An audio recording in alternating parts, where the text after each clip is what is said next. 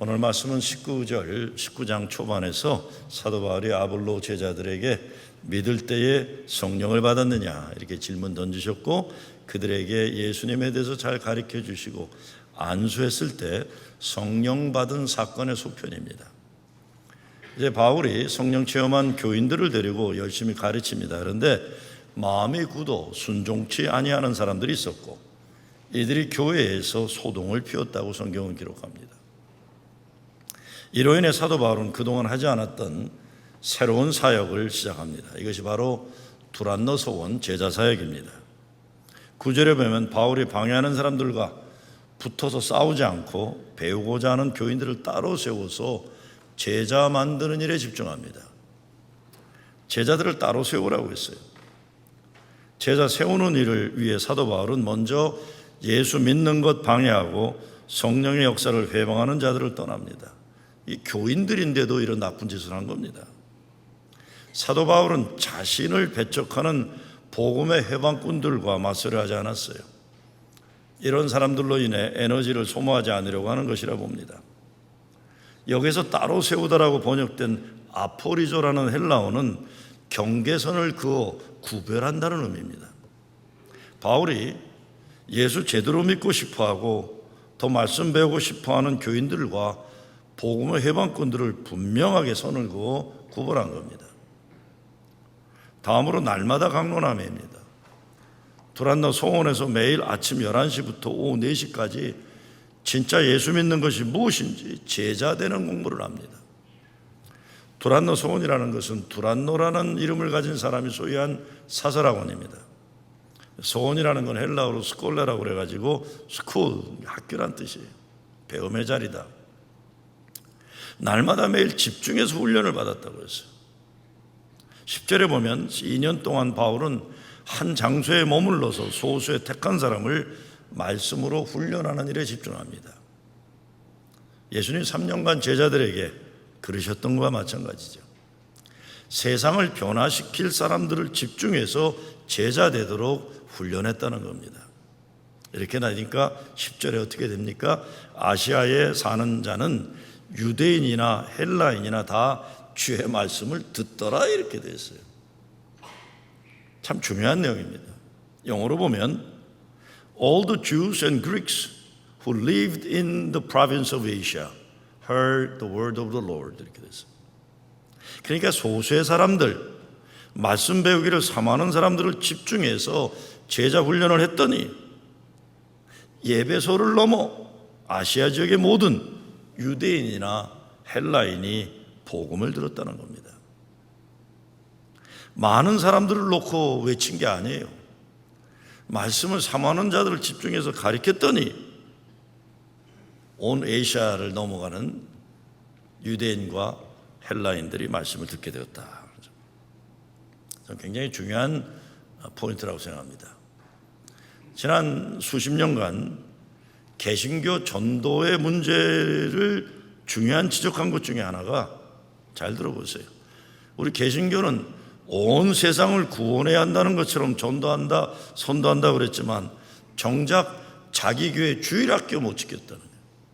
정작 자기 가정의 자녀들을 신앙교육을 제대로 못 시켰다는 문제가 지적되고 있어요. 반면에 유대교나 이슬람교는 세상에 나가는 건 관심이 없었어요. 자기 자녀들을 신앙으로 교육시키는 것에 집중했더니 지금 전 세계적으로 가장 전도라고 뭐라 그럴까요? 종교의 인구에 늘어나는 건 유대교, 특별히 이슬람교라는 겁니다. 이슬람교가 막 확장된다, 걱정된다, 이것보다 더 중요한 거는 우리는 우리의 주일학교, 우리의 가정의 자녀들을 집중해서 교육시키지 못했다는 이 문제를 우리가 꼭 짚고 넘어가야 됩니다. 오늘 10절 말씀이 가능한 것은 9절에 제자 양육에 있었다는 거예요. 이로 인해 결론적으로 두란노 소원 제자 사역을 통해 일어나는 결과가 20절입니다. 이와 같이 주의 말씀이 힘이 있어 흥왕하여 세력을 얻으니라. 어떤 일이 일어난 겁니까? 두란노 소원에서 첫째, 하나님 말씀을 배우는 사람들을 훈련했다는 겁니다.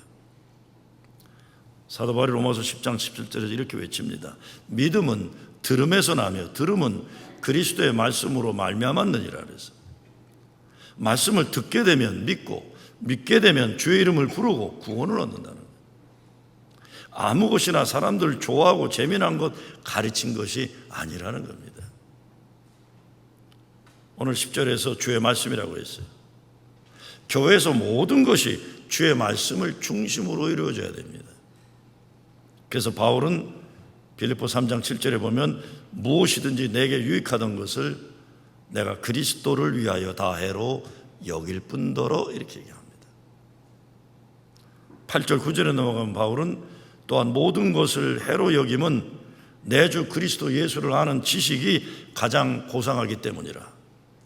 내가 그를 위하여 모든 것을 잃어버리고 배설물로 여김은 그리스도를 얻고 그 안에서 발견되려 함이니 내가 가진 은은 율법에서 난 것이 아니요 오직 그리스도를 믿음으로 말미암은 것이니 곧 믿음으로 하나님께로부터 난 의라. 이렇게 얘기합니다.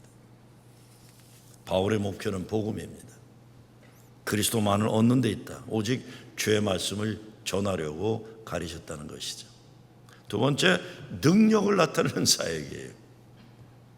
11절 말씀에 보면 하나님이 바울의 손으로 놀라운 능력을 행하게 하시니 그랬어요. 하나님이 능력을 행하게 하셨습니다. 능력이 필요했기 때문에 그런 거죠. 아픈 사람들이 많으니까. 그들에게서 질병이 떠나고 귀신이 떠나가는데 12절에 보게 되면 바울의 몸에서 손수건이나 앞치마를 가져다가 병든 사람에게 얹으면 능력이 나타났다는 거예요. 바울의 손수건을 던진 게 아닙니다. 가르침에 집중하다가 보니까 능력이 드러나는 거예요. 능력을 경험한 자들이 바울의 몸에서 손수건을 가져간 거예요.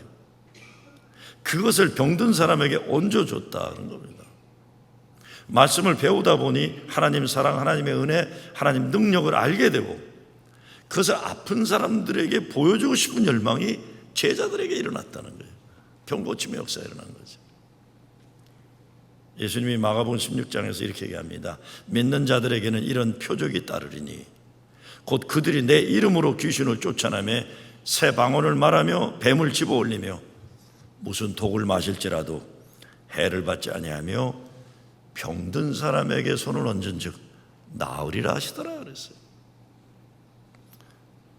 20절에도 마가복음 16장 20절에도 제자리 나가 두루 전파할세 주께서 함께 역사하사 그 따르는 표적으로 말씀을 확실히 증언하시리라.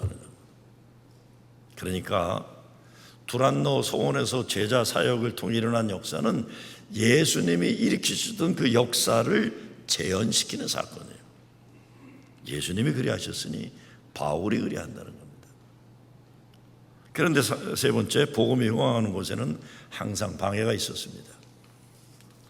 마음이 굳어진 사람들이 있다 그랬어요. 근데 9절에 동사가, 마음이 굳어진다는 동사가 미완료형으로 진행되는 걸 말하고 있어요. 그러니까 마음이 굳어지고 순종치 않고 비방하는 사람들이 한 번 그런 게 아니라 계속 미완료형으로 진행하고 있다는 거예요. 복음을 듣고 제자가 되는 사람들이 나타나듯이 마음이 굳어지고 비방하는 사람도 계속해서 미완료형으로 진행되고 있다는 거예요. 근데 사도 바울은 문제를 일으키는 사람들에게 시간이나 마음에 투자를 하지 않습니다. 안 보는 거예요, 안 보는 거예요. 교회에 뭘 시작하고 세우는 것이 얼마나 힘든지 제대로 사역하는 사람들은 알아요. 근데 말 한마디로 공든탑을 쉽게 무너뜨리는 사람들이 있어요. 세우기는 어려워도 무너뜨리기 쉬운데 세우는 일에 참여를 못하고 무너뜨리는 일에 참여해서 자기가 영향력이 있다는 걸 인정받으려는 아주 못난 모습의 전형적인 거예요. 근데 생각해야 하는 것은 초대교회에도 이런 일이 있었다. 복음이 흥황하고 성령의 역사가 능력이 일어나는 교회에도 이런 문제가 있었다는 것 우리가 잊지 말아야 돼요. 쉽게 실망할 필요가 없는 겁니다. 웃기는 일도 나타나요. 13절에 17절 보게 되면 사도 바울의 손수건만 만져도 아픈 사람들이 고침받는 기적이 일어나니까 흉내내는 사람들이 일어나는 거예요. 스갈라의 제사장 아들 7명이 흉내를 낸 거예요. 자기들도 가서 좀 병 고치는 걸 하고 싶어 하니까 마귀 들린 사람이 내가 예수도 알고 바울도 아는데 니는 누구냐 이놈아 그러고 달려들어서 두들겨 패가지고 뻘거벗고 피 흘리며 도망갔다. 오늘 13절에 17절 말씀이죠. 재미난 일이죠. 하나님이 세워주신 일이면 어떤 방해가 있고 어떤 웃기는 일이 일어나도 집중해서 복음이 흥황할 때까지 최선 다해 순종할 뿐입니다. 오늘 말씀을 통해 생각하게 되는 것은 사람이 변한다는 것, 교회도 새로워질 수 있다는 것, 거기에 대한 믿음과 소망입니다. 바울이 두란노서 온 제자 사역을 통해 이루어낸 예수님 말씀의 능력입니다. 말씀의 능력. 말씀의 공부에 집중하면서 제자들이 세워지고 이런 일 가운데 주 예수의 이름이 높여졌다 이런 겁니다. 예수의 이름이 높여져요. 많은 사람들이 죄를 회개합니다. 마술하는 자들의 거짓된 측들이 불살라집니다. 예수 믿고 새 사람 되는 역사가 에베소에 일어나는 거예요. 사람 변하는 거 절대로 쉽지 않습니다. 제가 얼마 전에 기도를 하다가 권사님 한 분을 위해 기도하다 이런 기도가 나왔어요. 하나님, 권사님이 정말 이렇게 열심히 기도하시는데 변화의 증거가 너무 보이지 않네요. 그래서 나 혼자 기도할 때인 거예요. 하나님, 이렇게 지겹도록 변화가 안 일어나면 권사님 기도가 포기될까 봐 걱정됩니다. 좀 어떻게 해주세요. 그래서 제가 그 권사님하고 기도할 때는 아주 확신에 찬 기도라죠. 주여 1호 7절로 믿습니다 이렇게 기도하는데 이거 혼자 기도할 때 보면 하나님 진짜 징하게 너무하신다 생각이 들어요. 좀 들어주셔야지. 그래야 나도 좀 목사 노릇 할 수가 있잖아요. 그렇죠?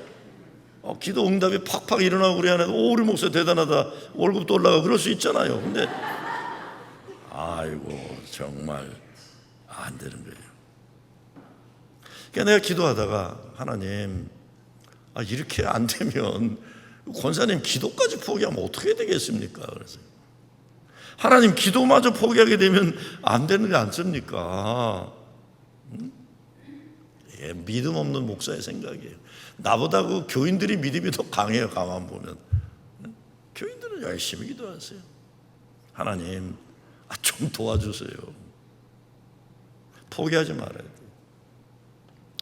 기도에 응답의 때가 있는 것이고 하나님이 이루어주시는 하나님의 뜻하시는 내용이 분명히 있을 거예요.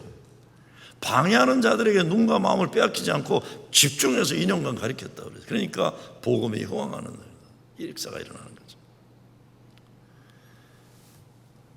두란노 소원이 교회가 아니라 회당에서는 안 간 거예요. 자꾸 방해하니까. 빌려 쓰는 사설안에 가서 하는데 여기가 장사 안 하는 빈 학원인지 모르겠어요. 근데 어떤 분이 이렇게 설명하더라고요. 바울이 2년 동안 거기서 할 수 있었던 거는 사실은 두란노라는 사람이 운영하던 사설학원이 에베소는 날이 더워가지고 일찍 점심을 먹고 시에스타처럼 멕시코 시에스타처럼 낮잠을 오래 자는 게 있었는데 이 에베소 교인들과 바울은 다른 사람들이 쉬어야 되는 낮잠 자는 그 긴 낮잠의 더운 시간에 모여서 하나님 말씀을 배웠다는 거예요. 2년간. 그렇게 생각해 보면 바울과 에베소 그리스도인들은 육체적으로 힘든 상황에서 하나님 말씀 공부에 집중했다는 결론이 나오는 거예요. 여러분, 우리가 신앙생활 하다가 내 육체적인 상황과 내 삶의 현실 때문에 신앙생활을 소홀히 하게 되는 경우가 많아요. 근데 거꾸로 에베소 교인들과 바울은 힘들지만 더 남들이 자는 시간에 말씀을 공부했다는 거예요. 건강을 유지하는 데 매일 낮잠 자는 게 중요했지만 하나님 말씀을 공부했다. 바울이 제자들을 따로 세웠다는 것이 자기가 살던 동네를 떠나가지고 산속 수도원에 들어갔다는 게 아닙니다. 사람들이 몰려 사는 시장 한복판에 낮잠 자는 그 시간에 거기서 예배드리고 말씀을 공부했다는 거예요. 에베소는 로마 제국의 4대 도시 가운데 하나입니다. 아데미 신전이 있는 우상의 도시였어요. 그러나 바울과 에베소 그리스도인들은 그 타락의 도시 한가운데서 사람들을 주님 앞에 분명히 구별해 세우고 교회를 세워서 세상 사람 살려내는 구원의 역사를 이루어가고 있는 거예요. 하나님 이루시는 기적의 역사에 공통점이 있습니다. 가장 중요한 것은 변화가 있다는 겁니다. 변화한다. 죽은 율법의 종교가 아니라 생명력 있는 복음의 능력에 변화가 일어난다. 교회나 가정이나 개인이나 하나님이 변화시키는 역사가 있다, 이런 것이죠. 에베소는 당시의 수준으로 부유하고 화려하고 삶의 조건이 남달리 좋은 곳이었다고 했어요. 세상적으로 풍요의 여신 디아나를 예배하는 아데미 신전이 있고, 물질 풍요에 따른 인간 쾌락이 있고, 성적 타락을 조장하는 우상 신전이 있었다는 거예요. 그런데 거기에서 사도 바울은 하나님 말씀을 가르쳤다, 제자를 세웠다, 복음이 흥황했다는 거예요. 지중해 항구 도시의 에베소는 상업이, 무역이 발달했어요. 각종 문명이 모여들었어요. 세상의 가장 화려한 예술품들로 가득 찼어요. 아데미 성전, 신전을 중심으로 상인들은 장사를 했어요. 종교와 상업이 결탁해서 타락할 대로 타락한 동네입니다. 마술과 주문과 귀순을 쫓아내는 사람들과 온갖 종류의 사기꾼들과 음행을 행하는 자들로 가득 찼어요. 그런데 여기에서 바울은 복음의 역사를 이뤘다. 바울이 그런 얘기를 하죠. 죄가 많은 곳에 은혜가 많다는 거예요. 그렇죠? 죄가 많은 곳에 은혜가 많다. 어쩌면 자기 간증적인 역사를 이뤄내는 겁니다. 여기에서 예수 구원, 십자가의 구원과 부활의 승리의 복음을 증거했다는 것입니다. 미국에서 교회의 영향력이 가장 미약하고 전도가 어려운 곳 가운데 하나가 뉴욕이라고 합니다. 뉴욕에서도 맨하탄이 가장 힘들대요, 전도가. 롱아일랜드, 우리 교인들이 많이 계신 롱아일랜드가 그래도 맨하탄보다는 수월하대요. 그런데 뉴욕 전체에서 목회하기가 가장 수월한 동네가 어디라고 하는지 아세요? 프로싱이래요, 프로싱. 저는 이해가 안 갔었어요. 처음에는 이해가 안 갔어요. 왜 그럴까요? 맨하탄은 세계에 가장 치열하게 실력이 출중한 인간들이 경쟁하는 곳이에요. 저는 여기 4년 넘었는데도 맨하탄 가면 걸어 다니기도 힘들어갖고 잘 안 가요. 저는 체질적으로 그냥 여기가 편한 거예요. 저는 맨하탄 센터를 마련하고도 맨날 저는 부목들만 가라고 그러지, 저는 그냥 막 사람들 빨리 움직이는 것도 정신이 없어요. 근데 여기가 전도가 어렵다는 거예요. 경제, 문화, 예술, 세계 최고 수준이 거기 몰려 있는데 여기가 전도가 어렵다. 여러 이유가 있겠지만 사람이 아직 자기 실력으로 버텨내려는 능력이 남아있기 때문이에요. 제가 프로싱에 온 지 얼마 안 됐을 때 뉴저지 좋은 동네에서 목회 잘하는 목사님이 저한테 그런 얘기를 하더라고요. 목사님, 겉으로 보기에는 제가 있는 동네가 목회하기 좋은 것 같지만 오래 살아보면 목사님 있는 교회가 목회하기 제일 좋은 데입니다. 그리고 목사님 그거 아세요? 프로싱에 있는 교회 교인들이 헌금 내는 거하고 우리처럼 동네 좋은데 프로페셔널들이 헌금 내는 거하고는 기본적으로 다릅니다. 그래서 나는 기본적으로 다르다는 말이 좋은 동네 잘 사는 프로페셔널들이 헌금을 많이 낸다는 줄 알았어요. 아니래요. 이렇게 얘기하더라. 목사님, 제가 섬기는 교회 프로페셔널들 많고 환경 좋은데 교인들은 헌금을 낼 때 기본적으로 이런 생각을 한대요. 아, 내가 실력이 좋아서 돈 잘 벌었다, 이렇게 생각한대요. 근데 목사님이 계신 프로싱이 있는 지역의 교회 교인들은 헌금 내는 게 기본적으로 다릅니다. 뭐가 다른데요? 내가 이렇게 힘들게 살아가는데 하나님 은혜가 아니면 어떻게 살까? 헌금이 다르다는 거예요. 제가 목회해 보니까 헌금, 퍼캐피타 헌금이 우리 지역이 제일 높아요. 우리 교회가 어쩌면 제일 높아요. 우리 감리교 중에서는 압도적으로 높은 거예요. 생각해 볼 문제겠죠. 얼마 전에 어느 분 말씀에 맨하탄 월스트리트에서 1년에 100만 불을 버는 젊은이들 가운데 재정 문제로 힘들어하는 사람들이 많다고 해요. 100만 불 버는데 힘들대요. 아무리 많이 벌어도 모자라는 인생을 산다는 거예요. 맨하탄에 비하면 롱아일랜드는 중산층 서버브예요. 사는 조건이 좋은 곳입니다. 아이들 키우기 좋은 학군이 있고 공간의 여유도 있고 바다가 가까워요. 무엇보다. 그런데 이런 삶의 환경 조건이 좋은 것보다 오히려 여러 삶의 조건이 어려울 것 같은 프로싱이 뉴욕에서는 목사들이 목회하기를 가장 선호하는 것이라는 거예요. 제가 제일 부러움을 받는 목사라는 거예요. 제가 사람들이 저를 부러워한대요. 저는 왜 그런지 알아요. 이제는 왜 그럴까요? 왜 그렇겠습니까? 왜 프로싱 지역에 목회하기가 좋겠습니까? 목사 입장에서는 이유는 분명합니다. 인생이 우리 힘으로 버텨내기 어려우니까 그런 겁니다. 그러니 새벽기도가 아직도 살아있는 것이 프로싱이에요. 주일날 예배 드리지 않으면 한 주간 버텨내기 어려운 사람들이 많으니까 예배 드리기를 목숨으로 지켜내는 것이에요. 예배 드리기를.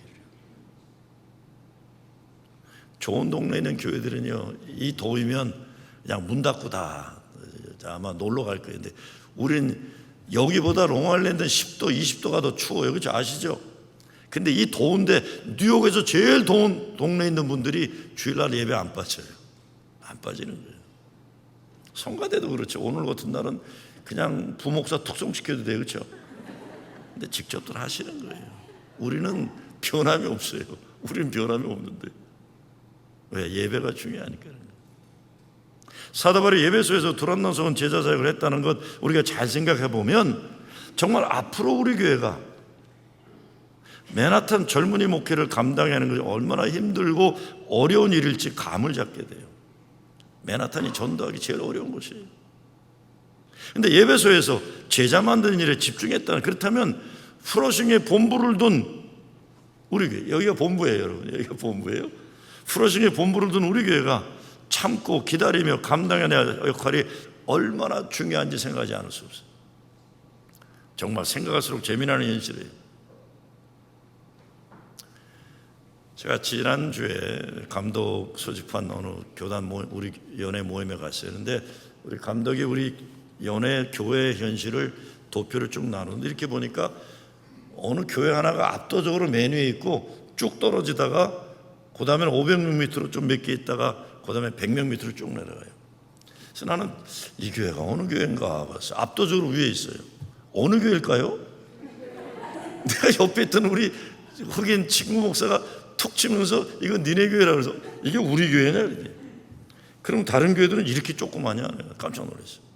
근데 여러분 그거 보세요. 20명 되고 30명 되는 코네리커트 바닷가에 있는 교회나 롱아일랜드에 있는 교회나 교회는 작아도 개개 교인들은 우리 교인보다 부자예요 다. 참 이게 역설적인 거예요. 어렵게 힘들게 돈 버는 교인들이 연애를 지탱해주는 중심이라는 것 하나님께 얼마나 감사한지 몰라요. 그렇죠? 이게 이민교회 자존심이에요. 자존심이에요. 저는 정말로 그래요. 교만한 것 같지만 우리 교회 진짜 열심히 해서 이 교회 연애 어려워지는 걸 지탱해주고 부흥시켜주는 거. 저는 한국 목사님들이 요즘 만나면 되게 우리 한인교회들이 합해가지고 연애 줄어드는 걸 한번 회복시키는 것만 보여줘도 교단 전체에 어마어마한 영향력을 줄 거다. 전 불가능하다고 생각하지 않아요. 중심이 우리 열심히 하죠. 바울이 에베소 교회에서 6장에서 이렇게 얘기합니다. 우리의 씨름은 혈과 육에 대한 것이 아니요 정사와 권세와 이 어둠의 세상 주관자들과 하늘에 있는 악한 영들에게 대함이라. 당시 에베소의 상황이 어떻게 보면 뉴욕에서도 맨하탄과 같은 세상 실력으로 우수한 사람들이 많이 모여있는 땅의 현실을 말한다고 할 수도 있어요.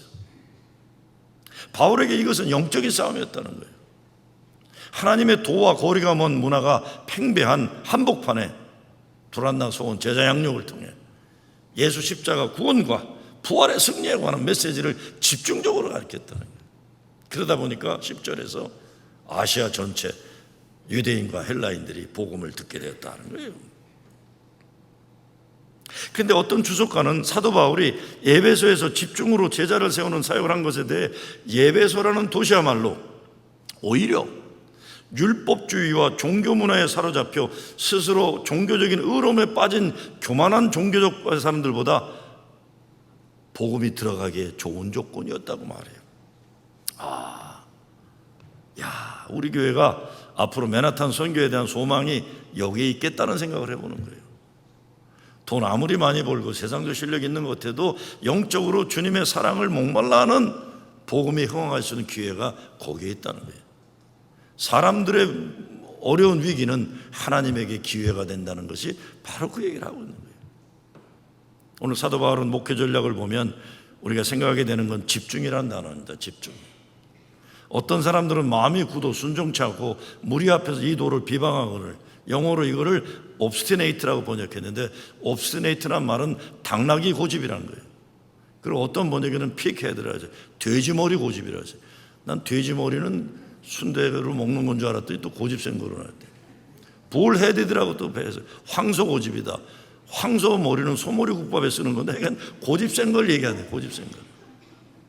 비협조적이다, 양보하지 않는다, 그런 뜻입니다. 그러니까 바울은 이들을 떠났다고 하는 거예요. 이들에게 시간 낭비하지 않았다는 거예요. 제자들을 따로 세워 두란노 소원에서 날마다 강론을 했다는 겁니다. 우리도 앞으로 집중해야 할 것에 집중해야 되는 과제가 있어요. 집중해야 되는 과제. 그리고 우리가 두란노 소원 제자 사역에서 간과하면 안 되는 것이, 사도 바울이 베드로나 야고보와 같은 예루살렘 지도자들과 본질적으로 달랐던 것은, 사도 바울은 헬라 문명 속에 들어갈 수 있는 실력이 있었던 사람이에요. 베드로와 요한이나 야고보다 대중 속에 들어가서 복음을 증거하기 위한 준비된 실력자라는 겁니다. 교회도 실력 있는 지도자들을 양육해내야 됩니다. 모든 면에서 그래요. 우리 교회 미래를 생각해 볼 때 좋은 주일학교 선생님들, 중고등부 선생님들, 젊은 한옥권 청년들, 영어권 청년들이 다른 이민교회에 비해 우리 교회는 상대적으로 많다는 것이 너무나 큰 은혜고 축복이에요. 너무나 큰 은혜고 축복. 우리 교회가 어려움을 경험할 때도 청년들은 교회를 지켜냈었어요. 여름학교 요즘 진행되잖아요. 여름학교 등록이 시작되자마자 마감이 될 정도로 하여간 작년 올해는 그래도 제대로 잘 되고 있어요. 뭐 어젠가는 그젠가는 막 동물원까지 왔었어요. 동물원까지. 이동 동물원이 와서 애들 막 그냥 만지고 놀고 이렇게까지 하는 건데. 근데 너무 감사해요. 젊은이들은 교사로 섬기고, 연세 드신 여자분들은 주로 음식 만드는 자원봉사라고, 남자분들은 운전도 해주시고 애들 반겨주고 길잡이 해주시고, 남녀노소가 일칠단결해서 어린아이들을 여름의 최고 최선에 행복하게 만드는 일에 합력하시는 거예요. 얼마나 감사해요. 하나님은 분명히 이런 과정을 통해 하나님 나라 일꾼될 지도자들을 우리 어린이들 가운데 세워주실 줄로 믿습니다. 세워받는 거예요. 계속해서 사도행전 설교를 시리즈로 하고 있는 목적은 딱 하나입니다. 사도행전에 역사하신 성령이 오늘 살아서 우리 가운데 역사하시기 때문이에요. 사도 바울 두란노서 온 제자 사역을 우리 교회도 해야 하기 때문에 말씀에 집중하는 겁니다. 기도원 수리가 겨울에 동파돼 갖고 파이프가 다 터져 갖고 난리 났어요. 그래서 또 수리 중에 있는데 어느 정도 끝나면 첫 프로그램으로 가을 되기 전에 40시간 성경 통독 수양회를 하기로 했어요. 38시간이면 되는데 40시간 들어가서 하는 거예요. 9월 첫 주에는 스테이튼 아일랜드에 있는 만백성교회에서 유기송 목사 초청으로 예수 동행 일기 세미나가 있어요. 이틀간 세미나인데 이 내용을 보니까 목사와 사모, 선교사 이렇게 됐어요. 50명.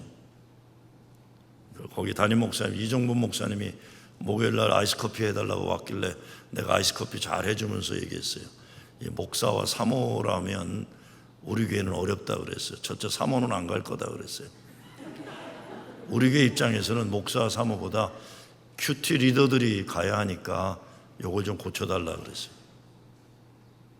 얼마나 올까요? 그래서 한 20명 넘게 갈 것 같다 그랬더니 한국에 연락을 했다고 연락이 왔어요. 한국에 여기서 목사님 그쪽 본부에 연락을 했더니 50명 정원에 80불 등록비였는데 우리 교회 때문에 80명 정원에 50불 등록비를 바꿨다고 연락이 왔어요.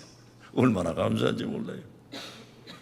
우리 교회도 말씀 배우기와 말씀 나누기에 집중하는 제자들을 계속 세우고 훈련하는 일에 집중하다 보면 두란나 소원에서 일어난 복음 흥왕의 역사와 더불어 손수건만 스쳐가도 병 걸린 사람들이 일어나는 기적의 역사도 소망할 수 있는 거예요. 제가 요즘 큐티 리더들에게 많이 말씀드리고 있는 것이 쉽게 되는 거 아니니까 기다리시라는 거예요. 기다려라. 교회 지도자 되는 사람들은 연단의 과정을 거치지 않으면 안 됩니다. 실망도 하고 어려움도 경험하고 그래서 연단된 지도자들이 되어야 하는 겁니다. 에베소 교회는 교회사적으로 볼 때 아주 중요한 교회입니다. 계시록 2장에 보면 아시아의 7교회 중에 가장 먼저 언급되는 게 에베소 교회예요. 주님은 에베소 교회에 편지하면서 먼저 그들의 행위와 수고와 인내와 악한 자를 용납하지 않은 것과 거짓된 것을 드러낸 것과 참고 주님의 이름을 위하여 견디고 게으르지 아니한 것을 칭찬하셨어요. 참 잘했다. 그리고 한 가지 책망할 것이 있다 그랬어요. 그게 뭡니까? 처음 사랑을 잃어버린 것이다 그랬어요. 주님은 그들을 책망하신 후 어디서 떨어졌는지 생각하고 회개하여 처음 행위를 회복하라고 말씀하신 거예요. 우리 교회에 꼭 필요한 말씀이에요. 저는 에베소 교회 오늘 말씀 보면서 이게 우리 교회 얘기가 되겠구나 하는 생각해봐요. 그렇게 되니까 어떻게 됩니까? 오늘 20절 말씀이 우리 교회가 믿고 소망해야 할 목표로 제시되고 있는데 20절 말씀이 뭡니까? 이와 같이 주의 말씀이 힘이 있어 흥왕하여 세력을 얻으니라. 오늘날 이 시대 우리가 사는 이 땅에 에베소 교회와 같은 현실이 있습니다. 목사들에게는 목회가 어려운 곳이 있어요. 아니, 특별히 목회가 어려운 동네가 있어요. 교인들에게는 신앙생활하기 어려운 우상숭배가 팽배한 도시가 분명히 있습니다. 그렇게 되면 사람들이 믿음이 약해지고 기도를 포기하게 되고 예배의 자리를 떠나게 되는 불행한 일이 일어날 수 있습니다. 근데 사도 바울은 오히려 그 자리에서 더욱 말씀 가르친 일에 집중했다. 제자들을 따로 세우는 일에 헌신했다라고 하는 겁니다. 우리가 어떤 사역을 하더라도 방해하고 반대하는 자들로 인해 낙심하지 않고 도리어 복음을 전할 좋은 기회로 여길 수 있어야 할 것입니다. 더욱 제자들을 따로 세우고 말씀 공부에 힘써야 할 것입니다. 그리하여 말씀이 힘이 있어 흥왕하는 세력을 얻을 것입니다. 그렇게 되면 복음을 듣고 죄를 회개하는 역사가 일어나고 주님께 돌아오는 역사가 일어나는 거예요. 병든 자가 고침을 받고 악한 사탄 마귀의 권세를 물리치는 능력 있는 교회로 세움받게 되는 것입니다. 우리 교회에서 두란노 소원 제자 사역의 역사가 일어날 수 있도록 함께 믿고 기도하고 말씀에 집중하고 소망하는 여러분 되시길 주의 이름으로 축원합니다.